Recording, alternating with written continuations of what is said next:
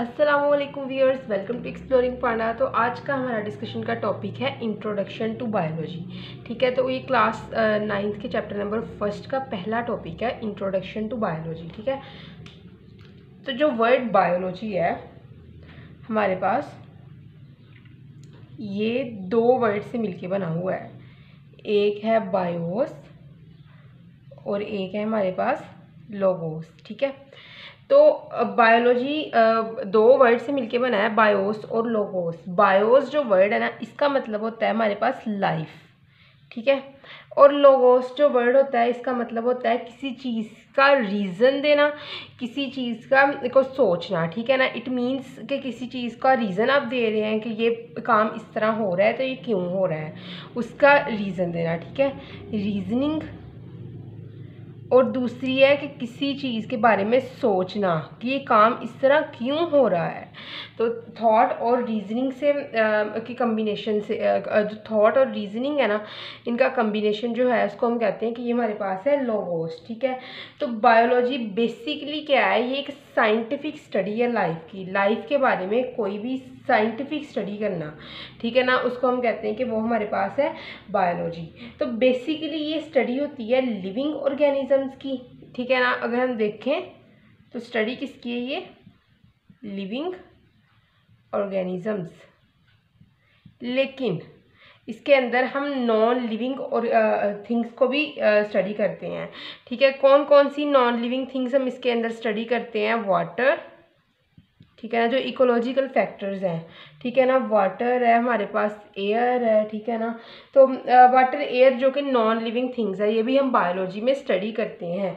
ठीक है, तो सो एक्यूरेटली हम ये कह सकते हैं कि जो बायोलॉजी है ना, ये साइंटिफिक स्टडी है relationship between the living and the non living organism. तो ये इनके दरमियान में, लिविंग ऑर्गेनिजम्स और नॉन लिविंग ऑर्गेनिजम्स के दरमियान में जो रिलेशनशिप है ना, बेसिकली वही हमारे पास क्या है, बायोलॉजी है। ठीक है, तो बायोलॉजी की हमारे पास सीवरल ब्रांचेज हैं, हम वन बाय वन उन ब्रांचेज को यहाँ पे स्टडी करेंगे।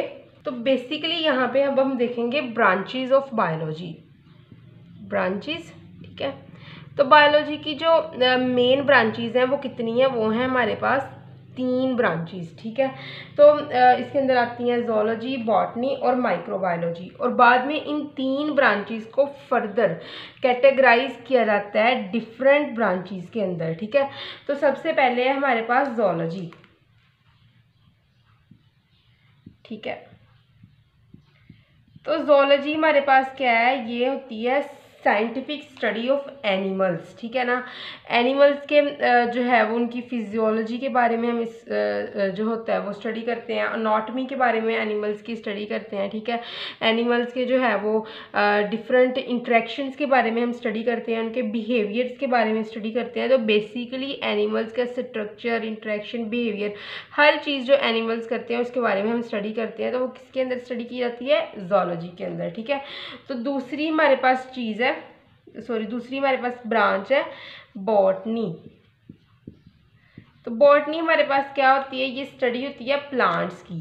ठीक है ना, प्लांट्स की हम इंटरनल स्ट्रक्चर, प्लांट्स की फिजियोलॉजी, प्लांट्स की एनाटॉमी, प्लांट्स के अंदर बायोकेमिकल प्रोसेसेस, प्लांट्स की मोलिकुलर बायोलॉजी। ठीक है ना, प्लांट्स के अंदर तमाम प्रोसेसेस जो स्टडी किए जाएंगे, ऊपर से प्लांट्स की कैटेगरीज। ठीक है ना, तो वो सब कुछ स्टडी किया जाएगा किसके अंदर, बॉटनी के अंदर। ठीक है, और थर्ड हमारे पास कैटेगरी है माइक्रोबायोलॉजी।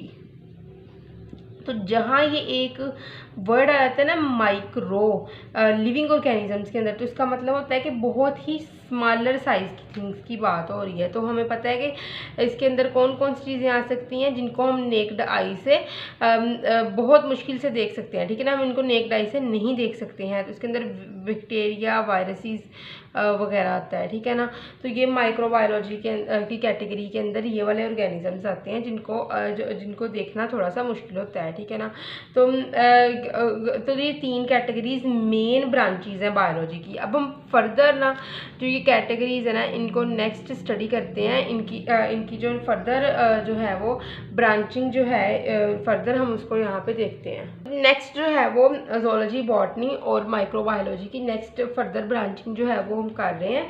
तो इस सबसे पहले है हमारे पास उसमें morphology.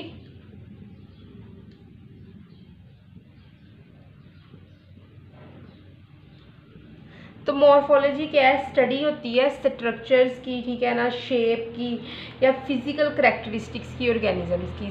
Morphology is the study of the structure देखना किसी भी ऑर्गेनिज्म का, फिर उसकी शेप देखना, ठीक है ना,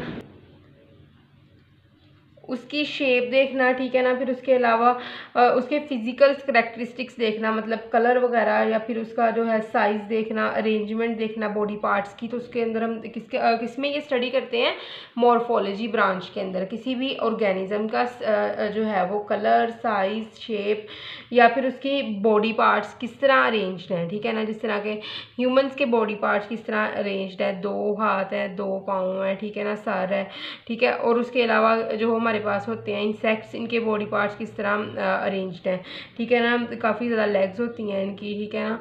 तो उनको जो स्टडी करना है वो क्या होता है, हमारे पास मॉर्फोलॉजी होता है। तो दूसरा हमारे पास है अनाटमी।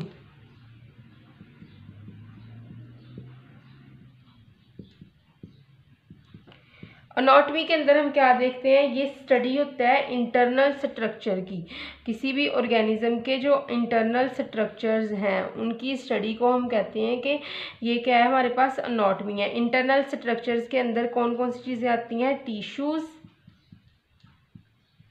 ऑर्गन्स और डिफरेंट बॉडी पार्ट्स जो होते हैं उनको स्टडी करना, ठीक है ना। उसके बॉडी के एक तो बाहर वाला स्ट्रक्चर है, एक बॉडी के अंदर वाला स्ट्रक्चर होता है, ठीक है ना, जिस तरह के हमारे लंग्स हैं, ठीक है ना, लिवर है, हार्ट है, उनकी अरेंजमेंट और उनके जो है स्ट्रक्चर को स्टडी करना, उसको हम कहते हैं, उनकी ऑर्गेनाइजेशन को स्टडी करना, उनको हम कहते हैं कि ये किस ब्रांच में स्टडी किया जाता है, अनाटमी के अंदर, ठीक है।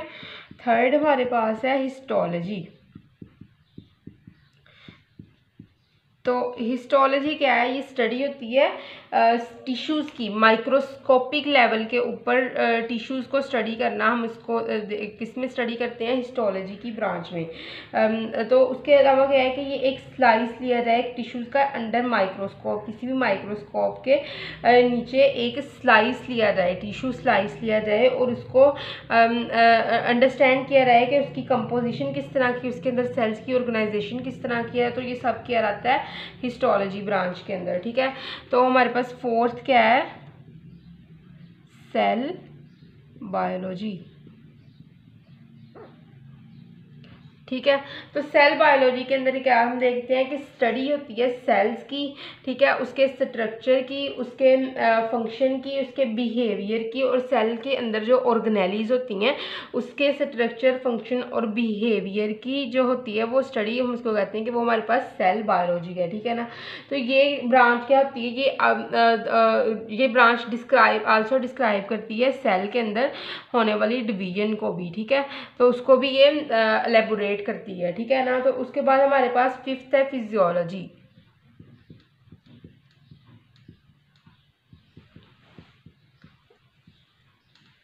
तो फिजियोलॉजी हमारे पास क्या है, ये ब्रांच होती है बायोलॉजी की जो डील करती है स्टडी के साथ कि किस तरह लिविंग ऑर्गेनिजम्स फंक्शन करते हैं। लिविंग ऑर्गेनिजम्स के अंदर डिफरेंट प्रोसेसेस होते हैं, ठीक है ना।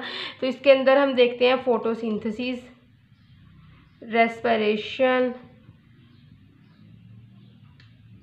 ठीक है ना। तो ये तमाम प्रोसेसेस जो होते हैं, ग्लाइकोलाइसिस, क्रब साइकिल, ठीक है ना, और ह्यूमंस के अंदर होम्योस्टासिस वगैरह के प्रोसेस जो होते हैं, ये सारे हम फिजियोलॉजी के अंदर स्टडी करते हैं, क्योंकि बेसिकली ये जो होती है ब्रांच ये डिस्क्राइब करती है लिविंग ऑर्गेनिजम्स के अंदर होने वाले फंक्शन। तो ठीक है, तो ये तीनों प्रोसेसेस ही होते हैं प्लांट्स के अंदर, ठीक है, और ये वाले रेस्पिरेशन और होम्योस्टैसिस होते हैं एनिमल्स के अंदर, ठीक है। तो हमारे पास सिक्स्थ वाला है जेनेटिक्स। तो जेनेटिक्स क्या है, स्टडी जीन्स की स्टडी करना और उनके रोल को देखना कि वो इनहेरिटेंस के अंदर किस तरह रोल प्ले करते हैं, ठीक है ना। तो उसको हम कहते हैं, हमारे पास है genetics, study of genes and their role in inheritance is called as the genetics. Inheritance हमारे पास क्या है, कैरेक्टर्स की ट्रांसमिशन होना पेरेंट्स से ऑफस्प्रिंग के अंदर, हम उसको हम कहते हैं कि ये इनहेरिटेंस हो रही है, ठीक है ना। तो उसको स्टडी करना किस तरह कैरेक्टर ट्रांसफ़र करते हैं पेरेंट्स से ऑफस्प्रिंग के अंदर, कौन कौन सी दिक्कतें आती हैं उनको ट्रांसफ़र होने में, तो हम ये देखते हैं जेनेटिक्स के अंदर, ठीक है। तो नेक्स्ट हम 7 देखते हैं यहाँ पे ब्रांच।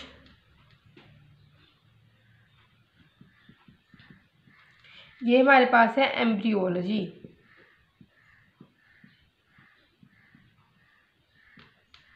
ठीक है, तो एम्ब्रियोलॉजी क्या है? Study of the development of embryo.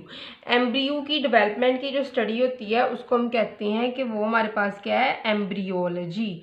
ठीक है, तो एम्ब्रियो क्या है? एम्ब्रियो एक ऐसा मल्टी सेलुलर ऑर्गेनिज्म है जो डेवलप किया है जाइगोट से। ठीक है ना, हमें पता है जाइगोट किससे मिलके बना होता है? स्पर्म और एग से मिलके बनता है जाइगोट। स्पर्म प्लस एग, जब ये दोनों मिलते हैं तो क्या बनता है? जाइगोट। और जाइगोट के अंदर फर्दर जो मल्टी सेल्स जो होते हैं वो डिवाइड करके क्या बना देते हैं? एम्ब्रियो। तो इस एम्ब्रियो की स्टडी को हम क्या कहते हैं? हमारे पास ये क्या है? एम्ब्रियोलॉजी। ठीक है, तो नेक्स्ट हमारे पास पॉइंट है टेक्सोनमी।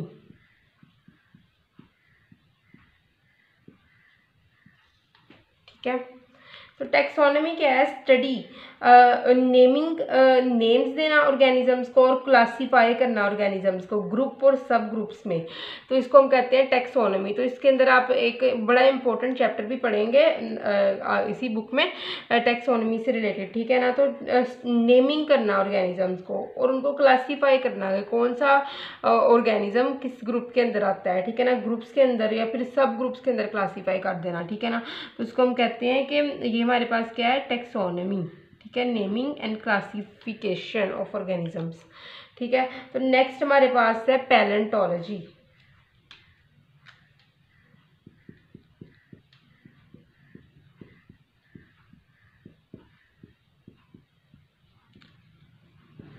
तो पैलेंटोलॉजी हमारे पास क्या है कि स्टडी होती है ये फॉसल्स की। फॉसल्स क्या है हमारे पास? Study of fossils are called as the palaeontology. तो फॉसल्स हमारे पास क्या होते हैं कि जब भी कोई ऑर्गेनिजम्स, प्लांट या फिर एनिमल मर जाता है तो काफ़ी लाखों साल के बाद वो ऑर्गेनिज्म जो होता है वो डिफरेंट कंपाउंड्स के अंदर कन्वर्ट हो जाता है। ठीक है ना, तो वो प्रिजर्व्ड रिमेन रह जाते हैं उस ऑर्गेनिजम्स के in the form of the bones, shells, teeth या फिर सॉफ्ट टिश्यू की फॉर्म में उसके प्रिजर्व्ड रिमेन्स रह जाते हैं ऑर्गेनिजम्स के, और उसको हम कहते हैं ये फॉसल है हमारे पास। ठीक है, तो 10th क्या है? Environmental biology.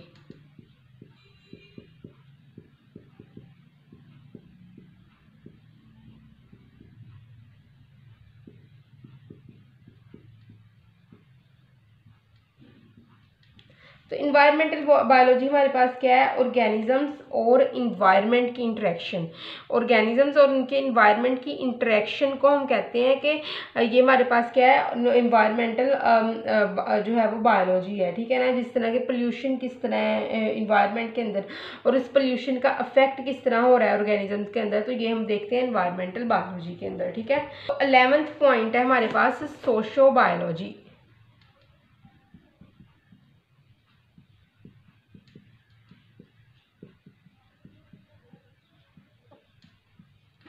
तो सोशो बायोलॉजी बेसिकली हमारे पास क्या है? ये सोशल बिहेवियर होता है एनिमल्स का।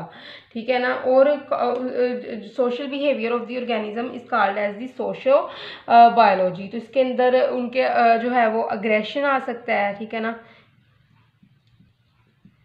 उसके अलावा मतलब किस तरह सोसाइटी के साथ वो बंदा जो है वो सोसाइटी में रहते हुए किस तरह एक्ट कर रहा है, वो सोशो बायोलॉजी में हम पढ़ते हैं। ठीक है ना, उसके अलावा कोई कॉपरेशन, किसी बात पे कोऑपरेट करना। ठीक है, उसके अलावा अग्रेशन, कॉपरेशन, मेटिंग। ठीक है ना, या फिर पेरेंटल केयर वगैरह जो है वो सोशो बायोलॉजी के अंदर हम देखते हैं। ठीक है ना, तो नेक्स्ट हमारे पास है पैरासाइटोलॉजी।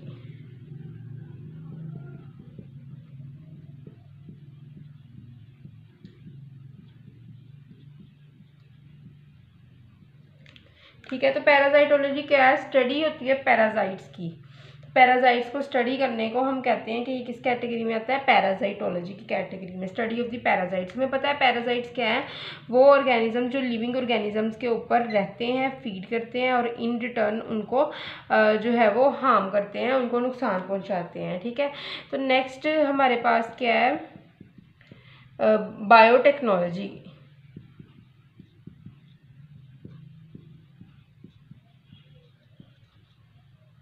ठीक है। तो बायोटेक्नोलॉजी क्या है, लिविंग ऑर्गेनिज्म का यूज़ करना for the welfare of Mankind, Mankind की वेलफेयर के लिए जो लिविंग ऑर्गेनिजम्स का यूज़ करना है उसको हम कहते हैं कि ये बायोटेक्नोलॉजी में है। जिस तरह के इंसुलिन वगैरह बनाना, ठीक है ना, डिफरेंट इस तरह के कंपाउंड करना बनाना बैक्टीरिया वगैरह को या किसी भी इस तरह के ऑर्गेनिज्म को लेबॉर्ट्री के अंदर यूज़ करके ये जो प्रोटीन्स जो कि यूज़फुल हैं ह्यूमंस के लिए, ठीक है ना, तो उनके ह्यूमंस के लिए तो उनको बनाना जो है वो आर्टिफिशियली बनाना लेबॉर्ट्रीज़ के अंदर, उसको हम कहते हैं कि ये बायोटेक्नोलॉजी है हमारे पास। ठीक है। तो क्योंकि टेक्नोलॉजी लिविंग ऑर्गेनिजम्स और टेक्नोलॉजी को यूज़ करते हुए कोई ह्यूमंस की वेलफेयर के लिए चीज़ बनाई गई है, ठीक है ना, इसलिए हम इसको बायोटेक्नोलॉजी कहते हैं। तो नेक्स्ट हमारे पास है बायोटेक्नोलॉजी के बाद इम्यूनोलॉजी, ठीक है ना, इम्यूनोलॉजी।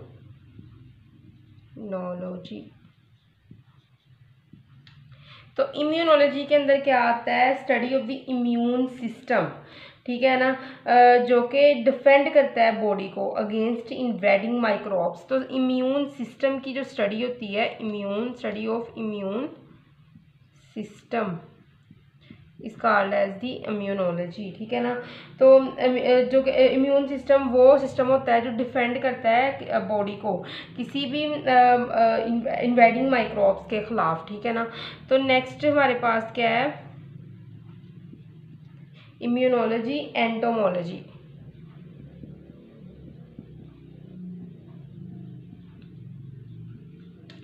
तो इंसेक्ट्स की जो स्टडी होती है ना उसको हम कहते हैं एंटोमोलॉजी, मतलब कि इंसेक्ट्स की बॉडी किस तरह अरेंज्ड है, इंसेक्ट्स के अंदर कौन कौन से प्रोसेसेस होते हैं और इंसेक्ट सर्वाइव करने के लिए कौन कौन से जो है वो फंक्शंस करते हैं, उसको हम पढ़ते हैं एंटोमोलॉजी के अंदर, ठीक है। तो नेक्स्ट क्या है,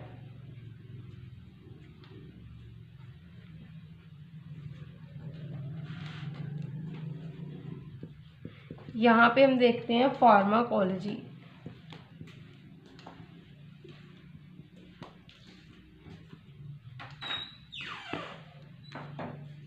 तो फार्माकोलॉजी क्या है, ड्रग्स की स्टडी जो होती है उसको हम कहते हैं कि ये हमारे पास क्या है, फार्माकोलॉजी। ड्रग्स और उसके अफेक्ट की जो स्टडी होती है वो हम देखते हैं फार्माकोलॉजी के अंदर, ठीक है। तो मैंने 1 बाय 1 आपको बहुत डिटेल से बता दिया है बायोलॉजी की ब्रांचेस का, ठीक है ना। तो ये मैंने 9th क्लास की सीरीज स्टार्ट की है और मैं 1 बाय 1 इसके तमाम लेक्चर्स जो हैं वो अपलोड करती रहूँगी, ठीक है ना। तो आप प्लेलिस्ट में जाके देख सकते हैं ये।